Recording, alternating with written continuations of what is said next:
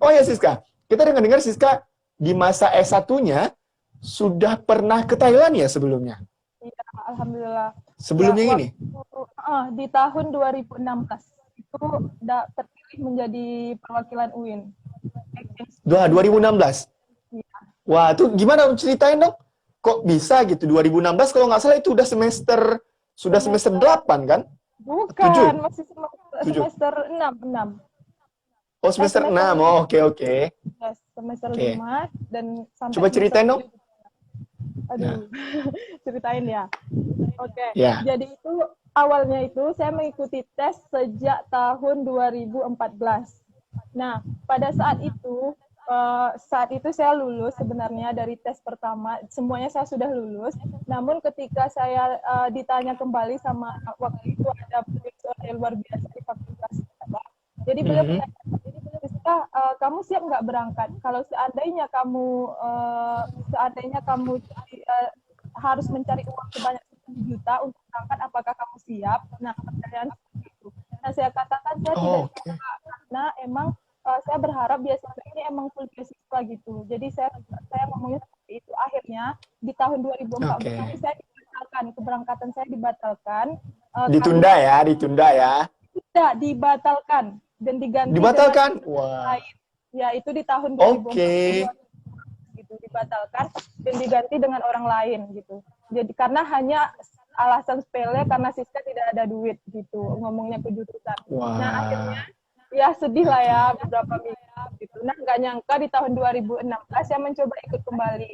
Nah alhamdulillah di situ saya lulus dan banyak sekali hikmahnya dari tahun 2015 tadi, beasiswa yang lebih besar dan saya juga tidak mengganggu perkuliahan saya. Nah banyak banget hikmahnya. Jadi saya di Thailand itu selama 6 bulan.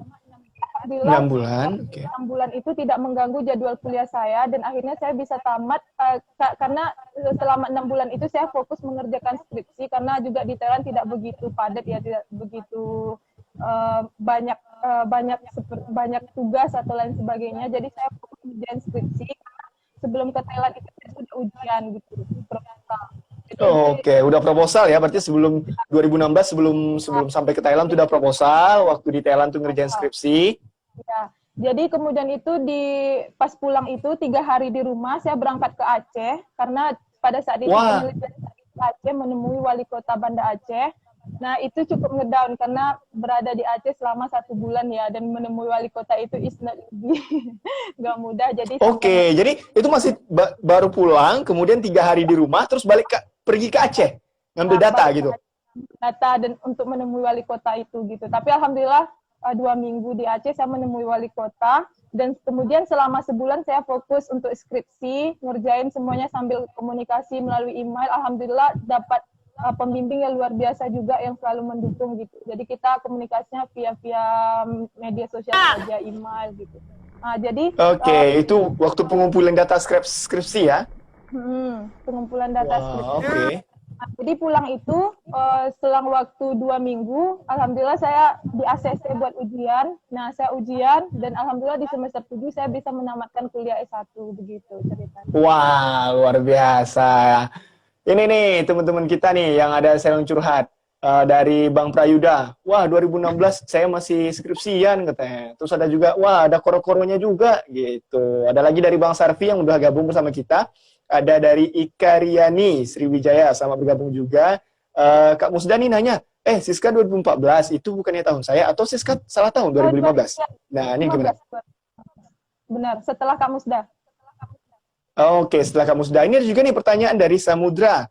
Mbaknya manajemen dakwah kan? Emang di Thailand ada apa kok sampai belajar di sana? Wah, tahan dulu. Ini pertanyaan yang bakal masuk juga nih ke apa kita setelah ini kita lanjutkan. Tapi ada juga nih pertanyaan dari Novi Astari Isan. Siapa pembimbingnya? Wah. Siapa Oh, pembimbingnya Kak Siska?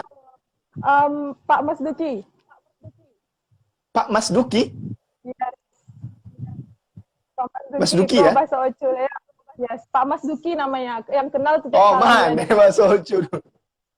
Oh, semua tanya cu. Nyok bahasa Ocu boleh juga, bahasa lain bisa juga cu. Oh, Ocu Dayan kok. Payah lo, jolen-jolen pakai bahasa Ocul kok. Ah, itu lah. Nyok uang banyak cu. Min, bahasa Thailand dong. Siap, Mas Prayuda ini Oke, banyak bahasa bahasa yang Thailand. kita tahu ya, ini bahasa Thailand. Oke, yuk kita lanjutkan ke pembahasan selanjutnya nih. Ini ada juga nih, sama nih dengan pertanyaan dengan saya dari Mas Samudra Al-Fahira. Mau nanya nih, Mbaknya kan lulus S1 manajemen dakwah, kemudian sambung ke Thailand, terus ngajar dan belajar. Kok bisa? Nah, sebelum ke Thailandnya dulu, ceritain dulu nih, kok bisa sampai ke Thailand lagi? Kok bisa sampai ke Thailand lagi ya? Memang Ya, Airin artinya lulus setelah Thailand. S1, gimana dulu nih step-stepnya? Setelah Jadi S1, apakah langsung ke Thailand? Apakah langsung banting setir gitu? ya, jadi sebelum ke Thailand itu saya break 1 tahun karena waktu itu emang kehidupan tidak jelas sekali, masih terombang-ambing sama satu, tidak ada kerjaan di masa itu. Tapi Oke. tapi masa itu untungnya dapat tawaran di sebuah kantor buat bekerja selama beberapa bulan kontrak. Jadi saya terima, Mhm. saya tamat kuliah banget 1 minggu setelah sebulan sebelum wisuda gitu. Nah, jadi udah kerja Mhm.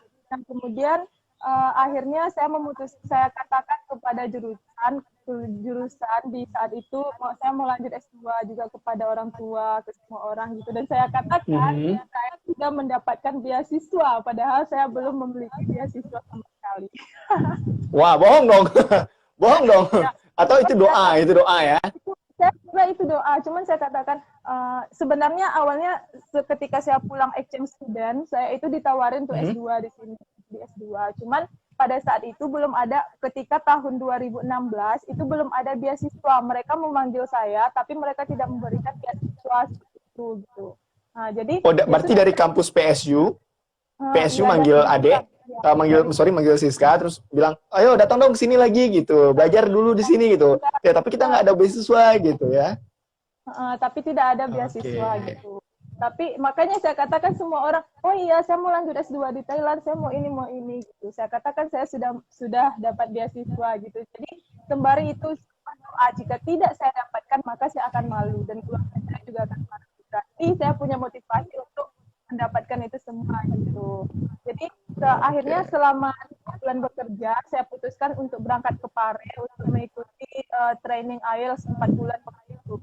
Tapi ke Pare itu tidaklah mudah gitu karena waktu itu saya mempersiapkan uang 15 juta dan tidak mungkin Ke 15 Pare. juta itu.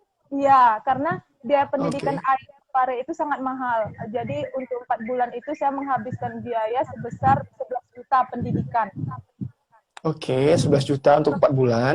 Ya, belum termasuk tes. Nah, 15 juta ini akhirnya saya memutuskan untuk berangkat, tapi nggak mudah. Awalnya itu nggak mudah gitu. Jadi saya harus cari dana 15 juta. Awalnya saya Mhm. saya sempat sedih karena ketika saya katakan kepada orang tua tidak bisa membantu karena itu jumlahnya sangat banyak. Oke. Mungkin saya bisa Oke. alihkan, mungkin bekerja dulu seperti ini gitu. Oke. Tetap nggak bisa nerima karena saya merasa saya berangkat dan saya harus mengambil S2 gitu. Terus Oke. ketika di Pekanbaru saya masih kos, kemudian saya ke kampus. Nah, di kampus itu saya ceritain ya, ini detail banget. Jadi di kampus itu saya bertemu dengan seorang dosen manajemen dakwah bahwa bapak itu super sekali. Jadi pas itu bapak itu katakan, Siska, kenapa wajah kamu terlihat murung hari ini, tidak seperti biasanya. Saya ceritakan, Pak, saya ingin seperti ini gitu. Saya ingin seperti ini. Nah, bapak itu mengatakan, Siska, ini saya akan bantu kamu. Uang awal buat kamu mencari 14 juta yang lainnya. Ya Allah, sekali saya langsung menangis dan bapak itu mengajak saya ke ATM dan cash dikasih 1 juta. Terima kasih untuk bapak itu, Masya Allah. Nah, Masya Allah. saya pikir muter otak nih, gimana caranya saya bisa dapat 14 juta lagi gitu. Sementara sekarang sudah ada 1 juta. Nah, saat itu saya mencoba menuliskan proposal bahwa saya ingin seperti ini, saya masukkan ke Kampar, saya masukkan ke Pekanbaru, ke wali kota, ke semuanya. Pokoknya saya hubungin orang-orang yang penting dan saya sudah tebal, malu. Tapi alhamdulillah tidak diterima sama sekali proposalnya. Nggak ada satupun yang tembus? ada dua yang tembus, tapi tidak begitu Oke. banyak, tapi cukup membantu. Nah, kemudian Oke. pada minggu pertama, I don't know, itu tuh sudah terkumpul sekitar 7 juta gitu. Tapi saya nggak tahu rezeki dari mana itu datangnya, nggak tahu dari mana gitu. Terus 8 juta lagi, akhirnya 8 juta lagi saya cari-cari lagi, akhirnya saya mengumpulkan 15 juta cash di rekening pada waktu itu. Tapi nggak tahu dari mana, saya saja sampai kaget, wah kenapa ini bisa 15 juta gitu. Akhirnya saya Jadi memutuskan uangnya nggak tahu dari mana, tiba-tiba aja udah 15 juta gitu ya, Masya Allah. gitu. Jadi udah Masya Allah sekali, emang sungguh-sungguh ya diperlukan gitu.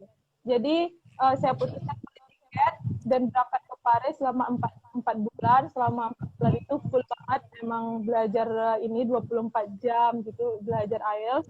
Dan pulangnya, dan ketika 4 bulan itu saya mencoba untuk daftar ke beberapa university seperti di Brunei yang memang ada jurusan sayanya gitu. Tapi pada saat itu Oke. saya, ketika sebelum pulang Paris, saya yang dinyatakan lulus itu di Prince of Songkhla University Thailand. Oke, karena memang udah dimintai dari dulu ya. Sudah lulus karena harus daftar prosedur dulu, tetap Ya, secara betul. profesional gitu. Ya, Jadi tetap secara prosedural. tapi tetap tanpa beasiswa masa itu. Gitu. Oke, tapi tetap sampai beasiswa. Tahan dulu di sana, tahan dulu. Ceritanya sungguh menginspirasi bagi teman-teman yang belum join nih. Kita minta tolong teman-teman, tolong dong share ke teman-teman yang lainnya biar teman-teman yang lain bisa juga ikut inspirasi pada pagi hari ini. Terima kasih nih pembahasan-pembahasan dari